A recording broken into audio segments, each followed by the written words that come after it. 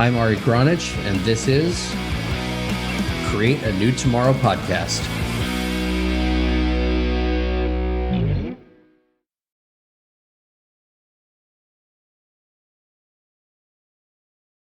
Welcome back to another episode of Create a New Tomorrow. I'm your host, Ari Gronich, and today with me is Esther Blum. She is an integrative dietitian and high performance coach. And her goal, and what she's done is help thousands of women permanently lose weight and eliminate the need for medication, lose stubborn belly fat, and reverse chronic illness. She teaches her clients to cultivate a warrior mindset when it comes to healing their relationship with food and unconditionally loving their bodies. Esther is the best-selling author of Cave Women Don't Get Fat. I like that title.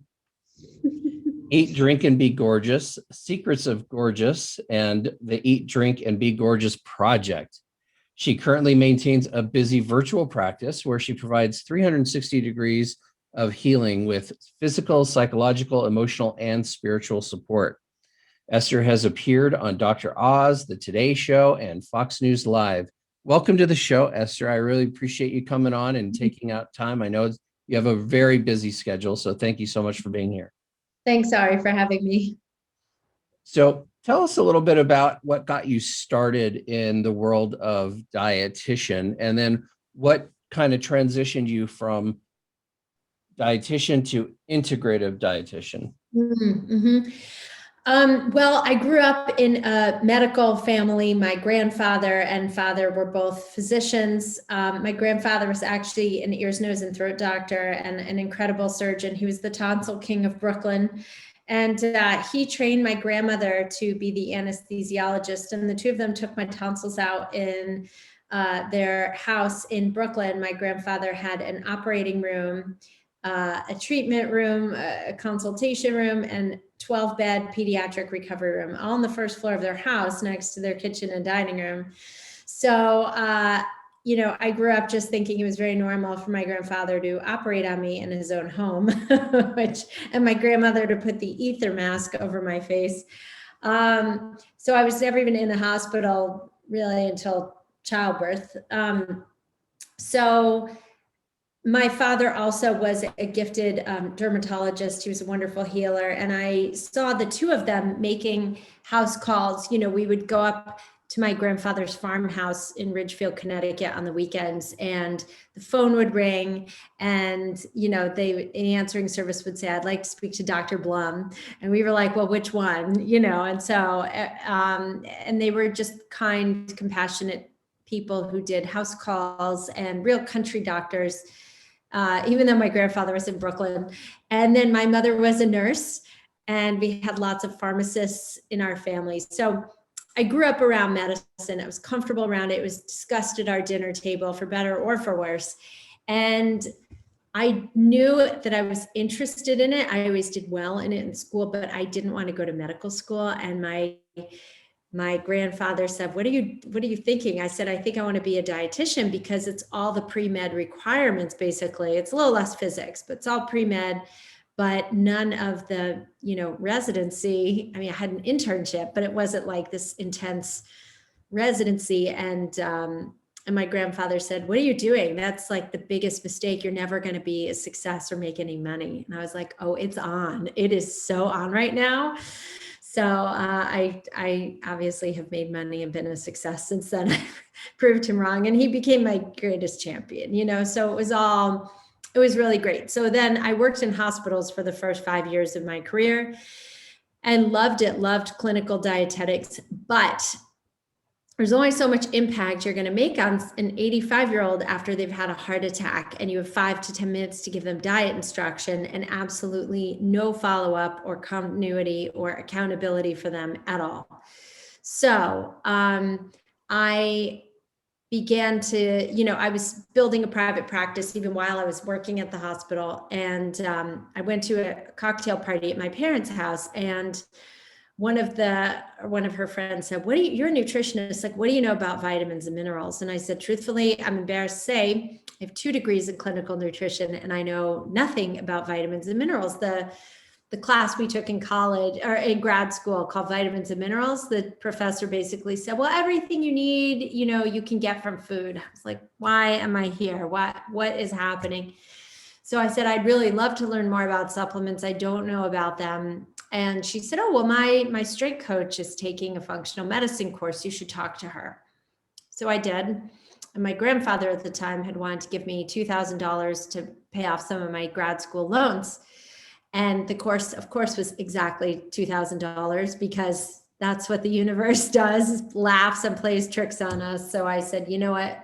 I'd really love to parlay this money into more education. He was like, go for it. So took that functional medicine course and I've never looked back. I left the hospital within the year and worked for a functional medicine doctor for a couple of years and then was out on my own full time. So, and it's a much better way to serve people. I mean, clinical dietetics is an amazing education and it's an important one, but it's an incomplete one. And it doesn't address, you learn and look at very specific research studies, but you're only seeing about half the picture. You don't look at supplements. And there are emerging programs on functional nutrition. I don't want to disparage those at all, but a clinical dietetics track doesn't look at all the research studies on vitamins and minerals and nutrients and how, supplements can be an adjunct. It doesn't take into account like a keto diet or a hardcore autoimmune AIP diet or gluten-free, and to this day, I get two different nutrition journals, right? I get journals from the clinical nutrition side and journals from the functional nutrition side. And it is like two completely different worlds. It's two completely different parties. And it's fascinating to me what is not addressed, especially when like on my bookshelf behind me, I mean, one of my books, Nutrition and Integrative Medicine, it's an 800-page textbook I read and studied and took an exam on this year, all on functional medicine. And I'm like, how has that not made it into the dietetics curriculum yet? So it's, I know. So why do you think, what's your reasoning, having been on both sides of the industry, why do you think the language is so completely different between the two, and the studies, the research, the science, the everything that we look at?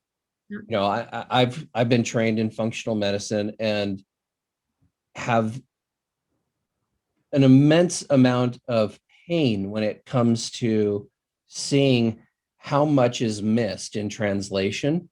And I'll give you a quick example. I had a family member who sent me all his labs, and his doctor was a traditional doctor, basically said nothing was wrong with him.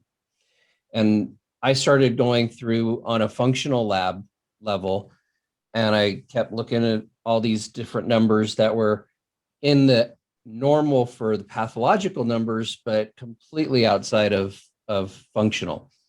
And as I looked through this, I basically figured out that this person was in liver failure, was through the combination of things that were off. It was pretty clear picture, but the doctor said, oh, you're perfectly fine. And so that's kind of the thing that bugs the crap out of me. So why do you think that it's so lost in translation between functional medicine and Western medicine? Yeah, I don't have all the answers on where the gap lies, but I will say money is a big piece of it. There's big ag and big pharma.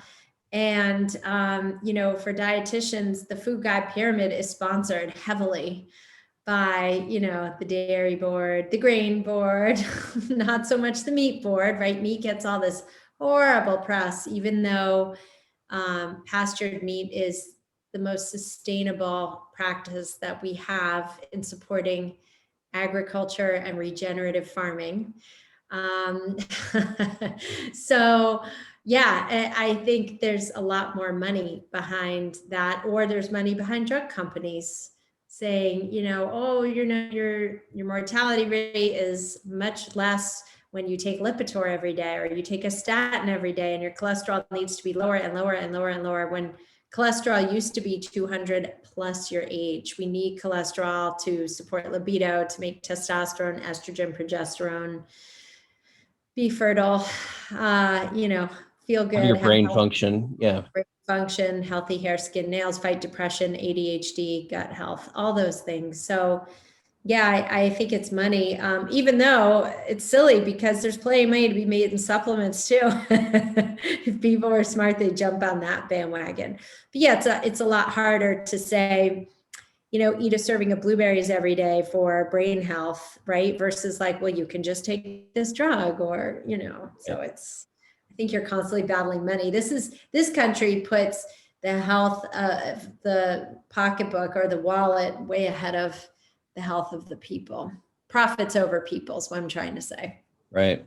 So I heard a saying recently, and it went something along the lines of you eat vegetables to detoxify, and then you eat meat to heal. Oh, I love that. Oh, that is brilliant. Yeah. What do you think of that? I mean, That's brilliant. Yes. I mean, but meat helps detoxify too. If you don't have enough protein, it's really hard to get your liver to conjugate, essential amino acids and heal and detox your body. So, but it is interesting. There is a caveat to this, and I do have some clients that when I increase their meat, they gain weight and they can't process all the fat. So some people, I actually have to go on the plant-based route for about 4 to 6 months sometimes to really clean up their liver and do a good detox that's more plant-based, and then go back to the paleo. It depends on someone's starting point. If someone is super, super obese, and their cortisol is off the charts, we try different approaches there. The high meat doesn't always work. It depends. right. Yes, Yeah. for a healthy, normal, reasonable weight, if someone's within their target range, then yeah, I believe that. I think you do need a balance of meat and poultry and fish and vegetables to really detoxify, and organ meats, and build muscle, support bone density. Right. All Yeah. those. When I look at human beings and how we used to eat, then I look at animals, and they talk about vegetables and how you can build muscle with just eating vegetables and being a vegetarian. But I look at animals that are on a plant-based diet, and they're typically very large. And then I look at animals that are predator animals, and they're typically very small but muscular and powerful. Yeah. And so you have slow and large on a plant-based diet, but yet we get told all the time lately, especially about these plant-based diets being the healthiest thing we could do. And then now they're coming out with all these plant-based meats that are, I don't know what you think of them. I Chemical have my own shitstorm. opinion. Chemical shitstorm. I mean, I always talk about this with my son. He's almost 14. I'm like, stay the hell away from that crap. He's like, Mom, I would never be vegan. I just wouldn't do it. Again, it goes back to money. Like it's, Bill Gates is taking over a lot of our farmland that is producing GMO-based crops.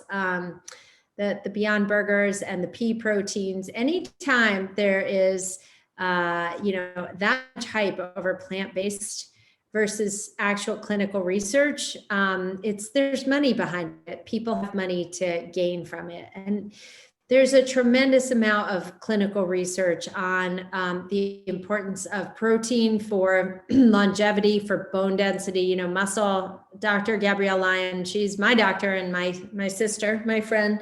But she always talks about how, muscle's the organ of longevity. And there's so much clinical research on, how we actually need to increase the guidelines for the RDA for protein, that it's under what it should be. And case in point, if I do the math and give a healthy individual what is it? think it's like 0.6 or 0.8 grams per kilogram of protein.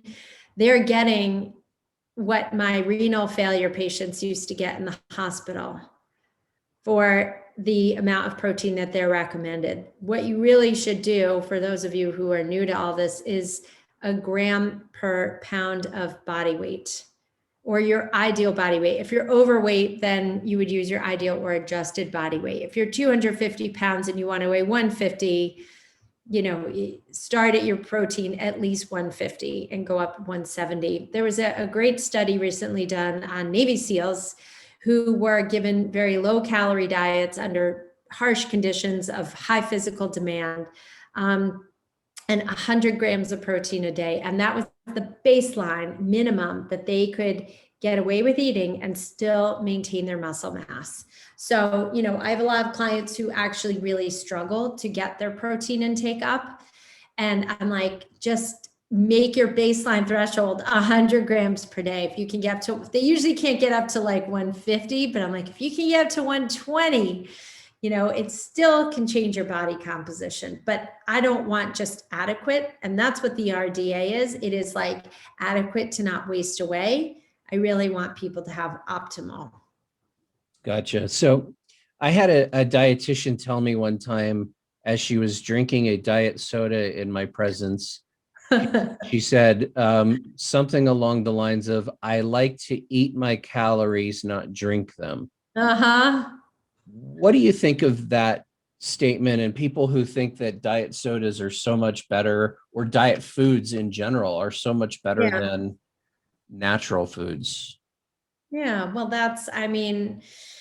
your body, your choice. So you want to put crap that, interferes with proper neurotransmitter function in your brain, you knock yourself out. But, and yes, you don't want to get your calories from orange juice or, necessarily sodas or anything like that. But sometimes drinking calories can actually be nutritious. If I can get someone to get a protein shake where they're getting 50 grams of protein instead of eating 2 eggs where they're getting 14 grams of protein, I am going to say drink your calories and put some fiber in there, put some chia and flaxseed, and put a low glycemic fruit and some veggies if you want, and drink it all at once. Don't like sip it over hours of the day where you're messing with your blood sugar so much. So it's really time and place. I mean, hypocrisy abounds in dietetics professions. I remember going to so many nutrition conferences, and there were so many obese dietitians. And then I would go to the functional medicine conferences, and where, the wacky people, and like everyone was pretty fit. So like, you tell me, I don't know. And you go to the strength coach conferences when Charles Poliquin was alive. I did many of his conferences. Okay, I'm talking guys 6 to 12% body fat. So, and they were eating, by the way, 1 to 1.5 to 2 grams of protein per pound of body weight. So, and they were like the leanest humans on the planet. So let's talk a little bit about lentils and lectins and nightshades and inflammatory foods. Yeah. And, even like tomatoes. I had a client one time paid me for a 6-month package. And after going through everything at the very beginning and doing all the testing and all that stuff, we were putting her on an elimination plan, and she was Italian. And she said, keep your money. I can't not eat tomatoes. And I said, it's only 3 weeks. And she couldn't not eat the tomatoes. Yeah. But, let's talk a little bit about that, kind of unpack this, because everybody's getting their information from Dr. Google right now. And I'm not sure Dr. Google has all of the correct information, readily available in a way that people can search. Yeah, well, when it comes to elimination diets, it's tricky, right? Because if somebody has, a lot of people who I treat, for example, have H. pylori, or like real active H. pylori, or where they're having symptoms, or they have parasites, or they have leaky gut or SIBO. So under those circumstances, right, you're with an inflamed gut wall, and you're adding gasoline to the fire when you put those inflammatory foods into your system, right? That foods that you're sensitive to, and often the foods that you're the most sensitive to are the ones that you're eating every day already anyway. So you can do food allergy testing during those times, but it's going to show up, you're going to show up with 20, 30, even 40 allergies. That's how you really know you have a leaky gut, by the way. The more allergies you have tells us a lot about your gut. But that being said, some people, so I like to do elimination diets by trial. There's no one set thing. And yes, if someone's more autoimmune and I have them on an autoimmune protocol, then yeah, I take them off nightshades and lectins. But at the same time, I have plenty of people I treat who have absolutely no problem eating those foods at all. And so I really only try and take away what has to be taken away and what people can stick to, because, I just don't find people are going to adhere to things long-term. They really, if they're too restrictive. The people who do are the ones who get really sick from eating those foods and have immediate reactions like severe. I have a client that saw this morning. She's like, I've been eating my inflammatory foods. I couldn't even get out of my minivan. Like I couldn't put weight on my right foot. I was like, well, then don't eat that stuff. But other people, can eat it or they take the lectins away and don't really notice much difference. So it's a combination of testing, right? I certainly do GI, gut and stool testing, but I will also just say, how are you feeling? How's your energy, your craving, your bloating, your stool habits? How's your thyroid function? What are your blood work looking like? So I don't know if that's the exact answer you were looking for, but it depends. The food allergy piece is really tricky. Yeah, just unpacking, I think, for people, what, they hear all these fad diets and fad things and may not know how to navigate this. And so they end up, you'll end up, okay, we're on the keto this week and intermittent fasting that week and paleo the other week. And we just keep switching because we're not getting the answer we want. And with my patients, I always said, well, in functional medicine, we test so that we're not, throwing darts at a dartboard. But people don't really understand what all of these things are. They just look. I mean, I still don't know if anybody knows if milk is good for you or bad for you. You know what I mean? Like you have both sides of the equation. So I wanted to unpack that a little bit. Yeah, well, and so much of your food can be, there's so many factors, right? Okay, fine. You can find out where your genetics are. You see people in certain Nordic cultures eating a ton of dairy and are very lean and healthy, but were the cows given hormones? Were the cows fed GMO grains? Are they exposed to a lot less pesticides and GMOs in our food that are creating the leaky gut? I think if we all had better gut integrity, we'd tolerate a lot more foods. To your point, like, is milk good or bad for you? To me, it's what you're eating, it's what you're absorbing. That is far more important to me than worrying about the semantics. I mean, in theory, dairy's got sugar, but it also has a lot of protein. I mean, cottage cheese to me is a power food for a lot of people.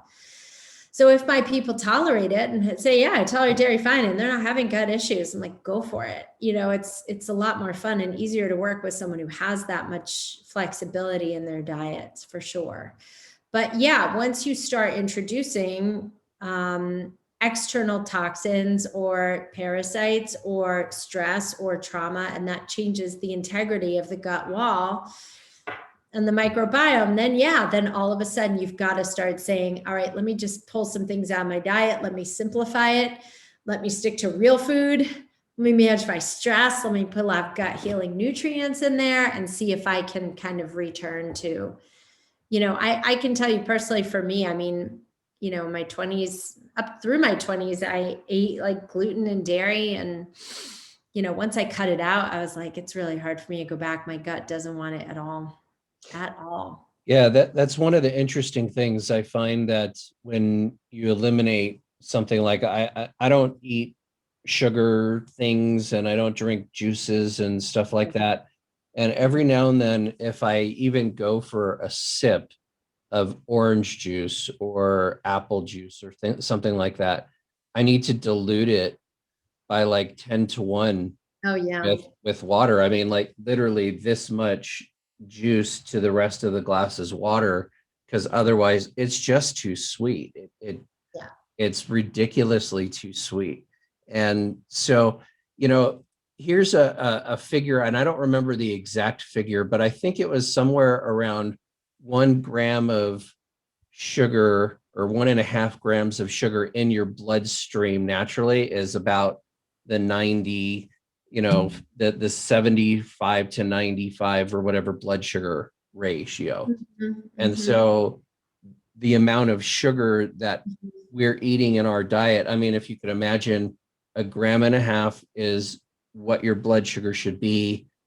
How many grams do you put into 1 cup of coffee, and then how many cups of coffee, and then how many, right, things that you're eating that you wouldn't necessarily think have sugar in them have sugar added into them.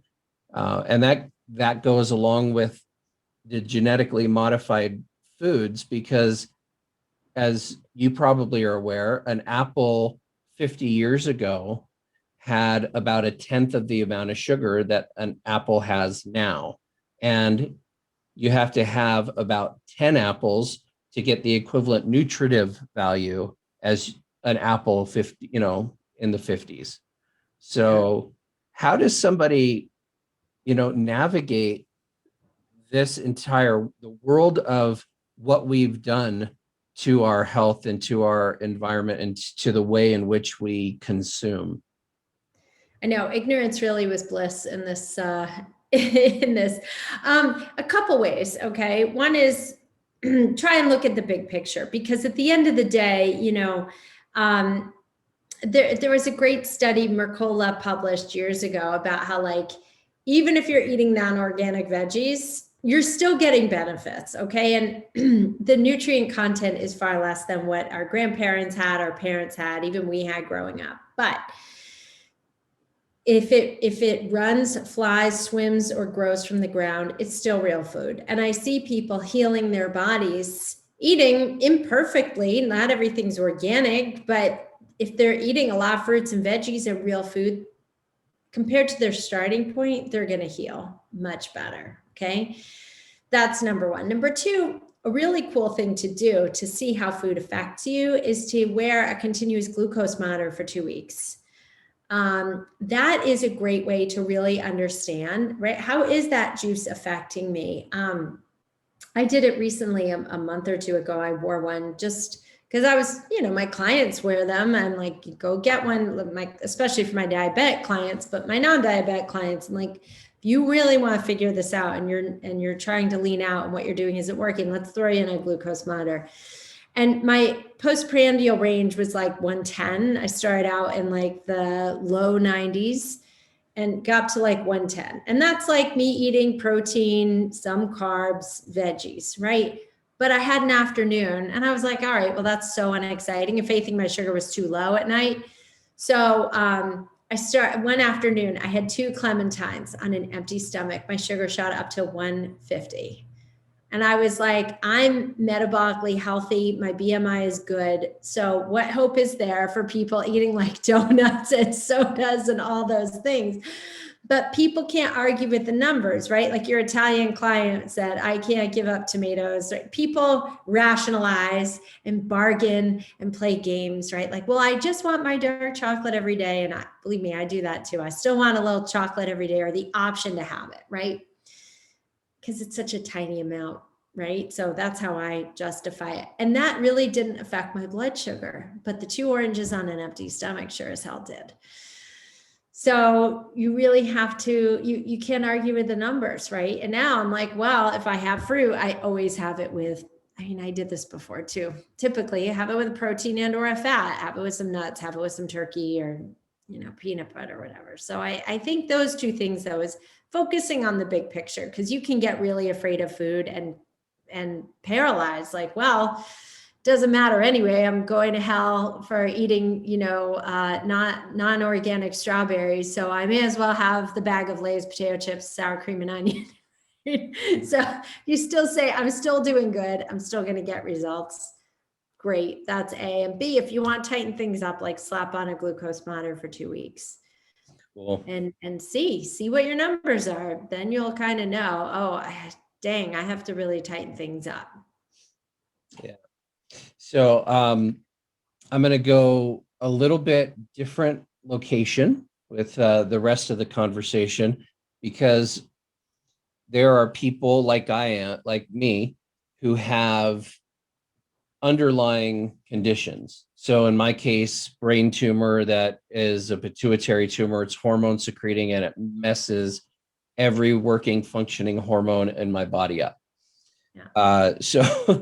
So with food, I have to be so extremely careful to not have estrogen making foods and things that will cause my body to swell and bloat and go into hormonal conditions more. So eating for hormonal health is something that I know you teach. And I wanted to get into that a little bit, because there are so many people right now suffering from hormonal and autoimmune disorders because of what they're eating. And they don't even, and nobody's telling them what it is that's going on. All they're doing is giving them pills. So. Right. And are you aromatizing your testosterone to estrogen? Yep. My estrogen. So when I was a kid, I started getting hot flashes and migraines when I was 7. I had to be injected into puberty when I was 12, and I had breast reduction surgery when I was 14, because my estrogen was, I think it was triple at the time, a man's, numbers. And so, yeah. So the testosterone was like, even with injections and bioidentical, it's never gone above like 300 or 350, which is way too low. But I also produce no human growth hormone. Mm-hmm. And my cortisol levels and C-reactive proteins are out of whack. Yeah. So, but, and again, it's not about me. I'm just using me as an example. But, yeah, sure. Hormonal health is very important in my world. And so, yeah. So is your question how to balance, or if you're a man, how to clear out excess estrogens? For man or woman, how to clear out excess estrogens, because women are suffering from the same kind of things. I mean, puberty I think I heard the earliest one now was 4 years old for a girl, was going through puberty. How is that physiologically possible? It's not, but it is, because they're being estrogenated with all of the plastics and soys and all that stuff. Yeah. Okay. And so people are suffering from these hormonal disruptions. Well, and fertility issues too, for sure. Okay, so let's talk about lifestyle management first, right? Which is your home, cleaning up your home. Because like you mentioned, Ari, like a lot of chemicals are mimicking the effect of estrogen and really disrupting our own biochemistry. So simple things, okay, like having a metal reusable water bottle is just better for the earth, or drinking out of glasses, not plastic. Years ago, I went to like Home Goods and Walmart and Amazon, and I cleaned out all my plastic Tupperwares and switch them out with glass Tupperwares. And glass Tupperwares are great because they go from the freezer to the refrigerator to the oven to the dishwasher. Assuming you have a dishwasher. So those are great because plastics can leach into the food. So it's better to put things in glass, which are inert chemically, or metal containers as well. And a lot of kids have like plastic lunch boxes, but you can get metal containers or like metal bento boxes style for kids. Okay. And then like your shampoos, your lotions, your makeup, shaving cream, deodorants, you can get natural forms of those, and they can be a little more expensive, but to me, it's so worth it. It's a cheap hospital bill. So do what you can afford. And, I buy my husband and son their skincare products and stuff. Whole Foods has a really good line, or really good amounts. Now, in terms of diet, you want to make sure that you are eating a lot of fiber. Flax seeds in particular, ground flax seeds are great for men and binding estrogen and pulling them out. Pooping is a form of estrogen detox. So you want to make sure that you're pooping every day. If you're constipated, eat a lot of veggies, but also drink a lot of water, and you can take some magnesium. That will, there's a simple over-the-counter product called Natural Calm. You can give it to kids. It's powder, stir it in water, drink it down. So pooping every day is really important. Flax seeds, broccoli, and cruciferous vegetables are also really important for helping support detox pathways in the liver, for getting the estrogen out. Now, in terms of whether or not, I use a lot of supplements also in creams, topical creams, to help bind estrogen. But in order to do this, I test people with the Dutch test. This is a dried urine test for comprehensive hormones, because one person might need to get DIM, which is diindolylmethane. It's and that supports estrogen detox. And another person might need, topical Testinex or calcium D-glucarate. So I really have to understand how much estrogen you're making, how it detoxifies and moves through your body, and if it's going down the right pathway. And if it's not, then, we have to, it's complicated, right? You have to support your methylation patterns and all that. But certainly, again, getting a diet, if you want to simplify this and say, whoa, that already feels overwhelming, scary, and weird, and you're not sure about testing, A, you would want to work with a good practitioner if you think you're estrogen dominant, but B, packaging your food in glass, or if you get meats that are wrapped in plastic, when you come home, wash them, rinse them, and dry them with paper towels before you start immediately cooking with them. Get plenty of green vegetables. Do not do soy. Soy suppresses thyroid function and can suppress testosterone production, even though it's temporary. Once you stop eating it, it goes to normal, but those effects can be cumulative and can make girls develop breasts and pubic hair even at a very young age. So you want to be super careful with soy. And the volume and amount. So no soy milk or, soy cheese or any of that. But other than that, real food, sweet potatoes, you can do lots and lots of veggies, protein, chicken, poultry, fish. None of those are estrogenic, and all those can help you support good liver function. So the only question I have is the non-estrogenic for the meats. Is that true if they are pastured, grain-fed, hormone and antibiotic given meats? Because, or even farmed salmons and things like that. All of those, from all the research I've looked at, tend to cause hormone disruption and neurological disruption.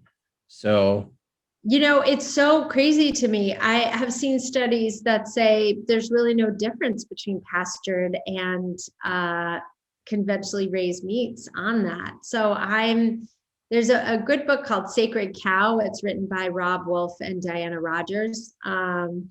And even they say, nutritionally, there's not necessarily a difference. It's just better for the planet. So I can't make a claim one way or the other. I've seen both sides of the research. I don't know.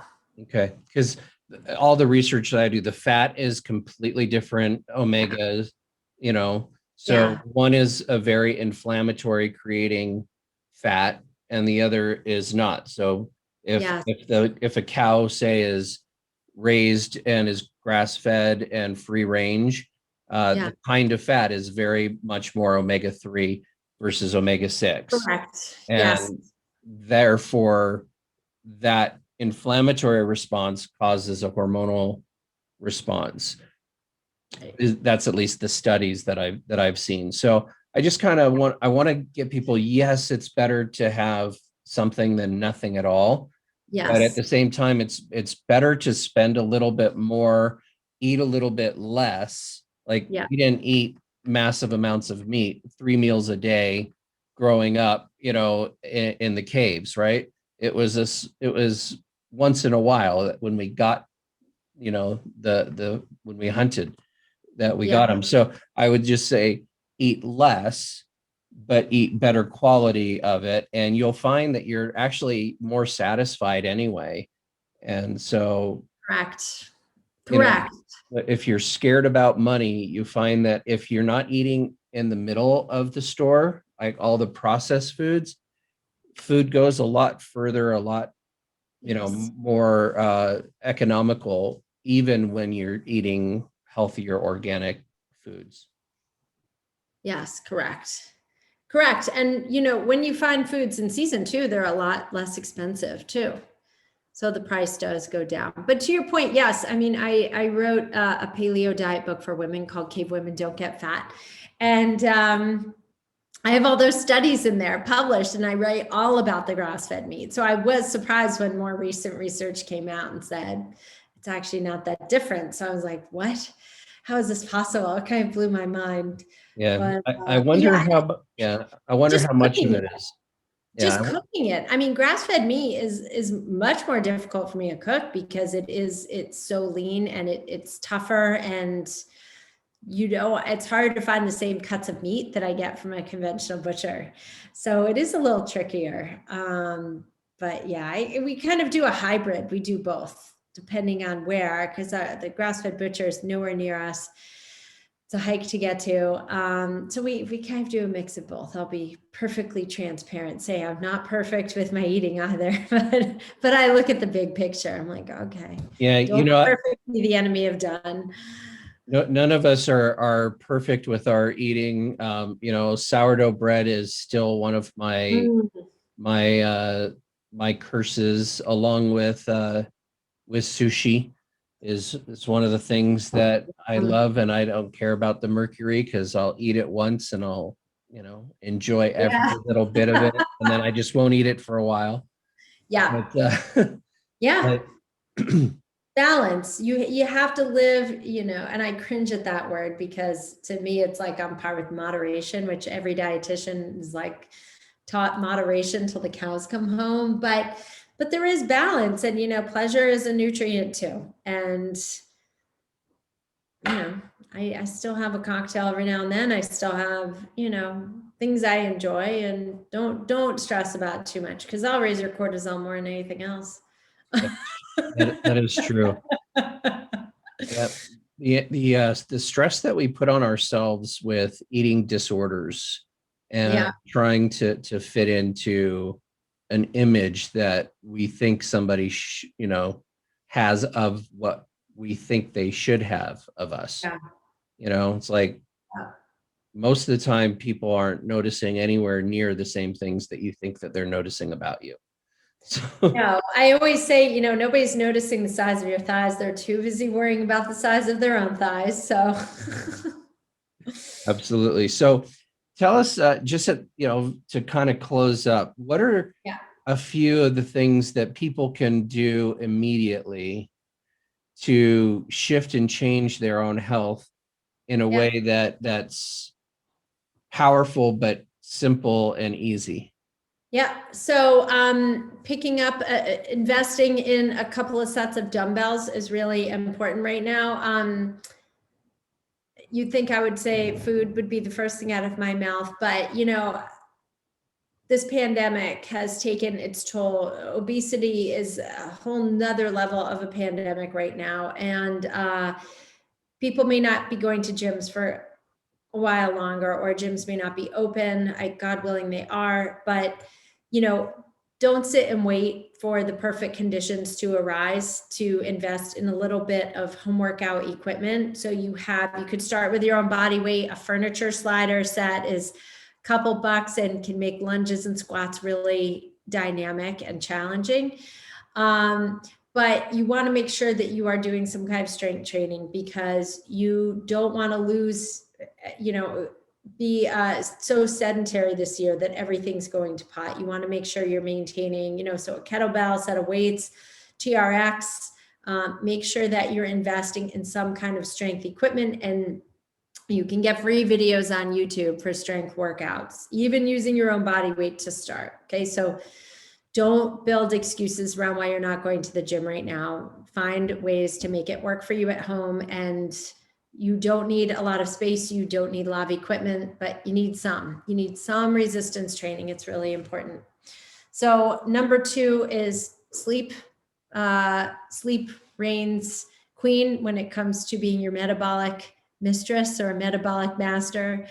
So sleep is really, really important. If you're not sleeping, it's really hard to heal your body and fix your adrenals and fix your cortisol and stay insulin sensitive. So make sure that your sleep hygiene is good. It's one of the hardest things. I think sleep habits are harder for my clients to change than giving up booze or coffee.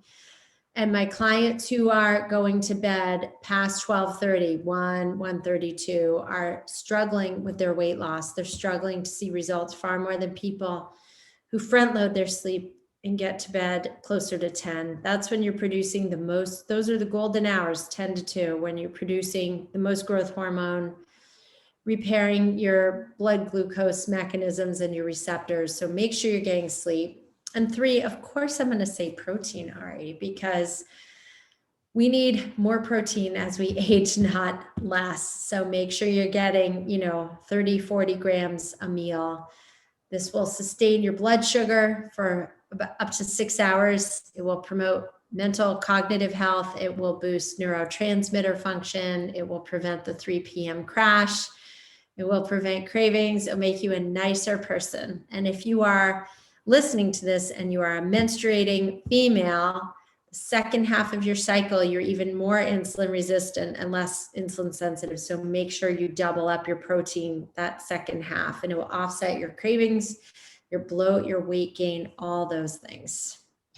And I'll just add iron Iron, to that mix, because you don't want to ever get to a place of anemia. That's correct. That's correct. So awesome. So how can people get a hold of you? So you can go to my website, estherblum.com. And for the first 7 callers, or people who respond to this, pardon me, going old school here, you can get a free 30-minute consultation with me. This is a laser focused coaching call for people who are serious about moving the needle with their health.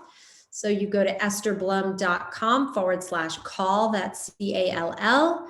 And you can get in my appointment book, and you and I will talk, and you will leave with 3 strategic, customized tools to help you move the needle, whether it's you want weight loss, you want to sleep better, you want to balance your hormones. We will have you leave with a written instruction list of what you need. Nice. Thank you so much for being here.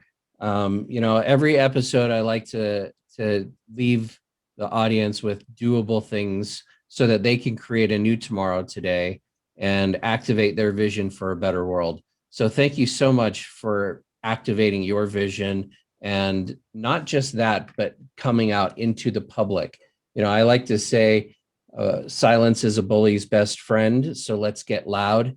And I appreciate everybody who comes onto the show getting loud and going up against the bullies like big agriculture, big pharmaceutical, big medicine in general, and saying, hey, here's the truth. We don't know about this science because it's been paid for and bought, but we do know that based on these thousands of years, and what we can say is if you eat this amount of food, you're going to be healthier. And if you get about this amount of walking in and this amount of movement. So I appreciate all of your wisdom.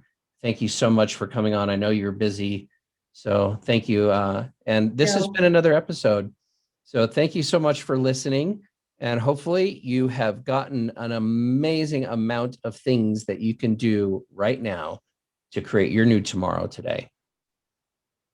We'll see you next time. Thank you for listening to this podcast. I appreciate all you do to create a new tomorrow for yourself and those around you. If you'd like to take this information further and are interested in joining a community of like-minded people who are all passionate about activating their vision for a better world, go to the website createanewtomorrow.com and find out how you can be part of making a bigger difference. I have a gift for you just for checking it out and look forward to seeing you take the leap and joining our private paid mastermind community. Until then, see you on the next episode.